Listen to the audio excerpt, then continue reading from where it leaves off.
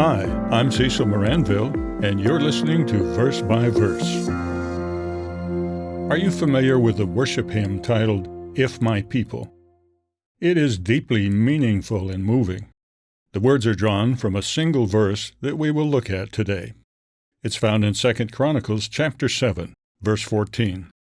It reads, If my people who are called by my name will humble themselves and pray, and seek my face, and turn from their wicked ways, then I will hear from heaven and will forgive their sin and heal their land. Even more meaningful than the verse is the historical circumstance that birthed it. The words were given directly to King Solomon by God, apparently in a dream, on the night after Solomon dedicated his magnificent temple. The temple was 7 years in building, by a crew of approximately 183,000. The cost was phenomenal. The gold alone used in the temple would exceed $200 billion at today's value. 120,000 sheep and 22,000 oxen were sacrificed as part of the dedication ceremonies. Clearly, it was a time of great prosperity for Israel, part of what is known historically as its golden age. So why did God speak of them having wicked ways and being in danger of losing His blessing?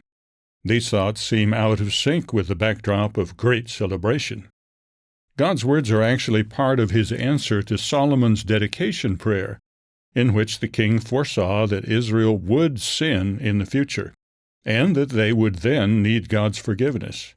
Ironically, this was true for Solomon himself as well. The king's prayer is in the previous chapter. Solomon asked God to forgive the people when they repented of their sins. God assures the king that He would, and that He would restore His blessings on them when they sincerely repented. Does God have a people today? Yes, He does. They are the true church of God, called the Israel of God in Galatians chapter 6, verse 16. How does someone seek His face today? How does someone come to be called by His name today? This happens through the process of conversion. Once converted, is that person forever one of God's people, regardless of what he or she does? Today's verse answers that critical question. The people who were called by God's name in Solomon's day could lose that name. Whether they would cease to be God's people depended on their actions. They needed to continue obeying God, and when they sinned, they needed to turn back to His way of life to be forgiven. This remains true today. No one continues to be one of God's people regardless of how he or she lives. We must faithfully follow His way of life, repenting and returning when we stray. Then we too are assured of God's merciful forgiveness. Note this excerpt from our booklet, What is a True Christian? Some churches promote an idea known as eternal security, often expressed as once saved, always saved.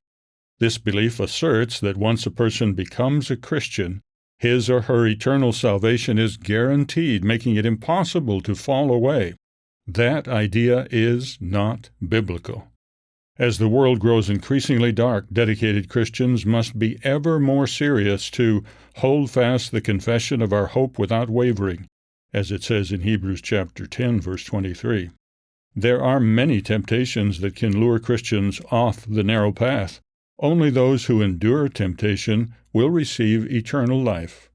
That's found in James chapter 1, verse 12. And that's the end of the excerpt from What is a True Christian? We'd like you to have a copy of this booklet. See the show notes for a link. Verse by Verse is a Life, Hope, and Truth podcast. Check out the show notes to find more free content, like videos, articles, and booklets in our Learning Center.